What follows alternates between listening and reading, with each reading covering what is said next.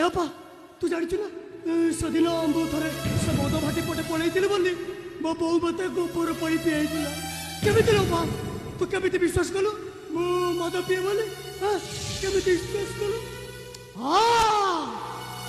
ଏଇଥିପାଇଁ ତୁ ମତେ ମାରିଲୁ।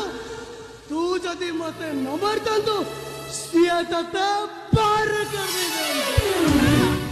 ରଜାଘର ବୋଉ କେତେ ବଡ଼ ଘର, ଏତେ ଏତେ ବଡ଼ ଘର, ମୋ ଭଉଣୀ ରଜାଘର।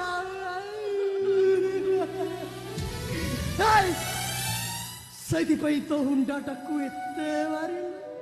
ଏ ହୁଣ୍ଡାଟା ଭୋକ ବିକଳ ତୋରି ପଛରେ ଗୋଡ଼ାଇ ଭାତ ପେଚ ଯାହା ତୁ ସବୁ ଖାଇଦିଏ। ଆଉ ତୁ ବି କିଛି ମାଗୁନା।